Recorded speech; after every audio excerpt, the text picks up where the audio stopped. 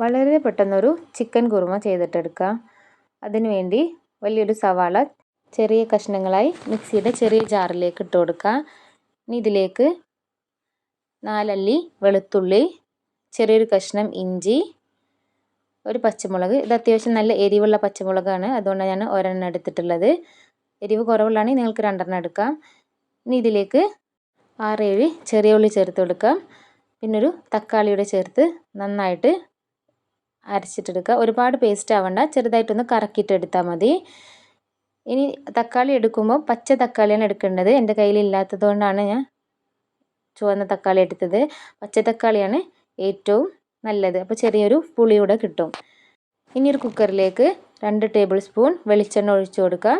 ഈ ചൂടായി വരുമ്പോൾ നമ്മൾ നേരത്തെ ചതച്ച് വെച്ചിട്ടുള്ള ഈ മിക്സ് ഇതിലേക്ക് ഇട്ട് കൊടുക്കാം. ചെറുതായി ഒന്ന് വാടി വരുമ്പോൾ ഇതിലേക്ക് കുറച്ച് ഉപ്പിട്ട് കൊടുക്കാം. അതിനുശേഷം നമുക്ക് പൊടികൾ ചേർത്ത് കൊടുക്കാം. 1/2 ടീസ്പൂൺ പെരിഞ്ജീരകം, 1 ടീസ്പൂൺ മല്ലിപ്പൊടി, 1/4 ടീസ്പൂൺ കുരുമുളക് പൊടി, 1/4 ടീസ്പൂൺ ഗരം മസാല. ഇതെല്ലാം ചേർത്ത് നന്നായിട്ടൊന്ന് വഴറ്റി കൊടുക്കാം. കുരുമുളക് പൊടി ഓരോരുത്തരുടെ എരിവിനനുസരിച്ച് നമുക്ക് ഇതിലേക്ക് കുറച്ച് മല്ലിയില കൂടി ചേർത്ത് കൊടുക്കാം, ഇട്ട് കൊടുക്കാം. ഇനി ഇതിലേക്ക് കഴുകി വെച്ച ചിക്കൻ ഇട്ട് കൊടുത്ത് ഒന്നുകൂടെ ഒന്ന് വഴറ്റി കൊടുക്കാം.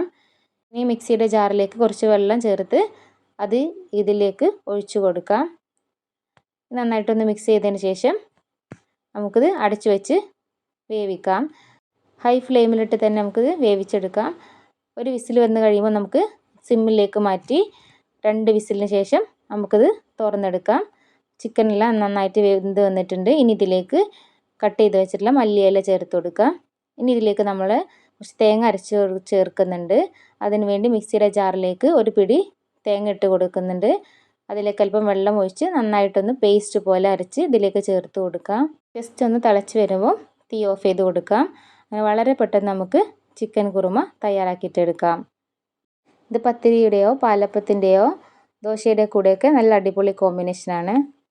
ഇനി ഇത് ചിക്കന് പകരം ഗ്രീൻ പീസോ ചന കടലയോ ഒക്കെ വെച്ചിട്ട് കുറുമ കറി ഇതുപോലെ ഉണ്ടാക്കാവുന്നതാണ്.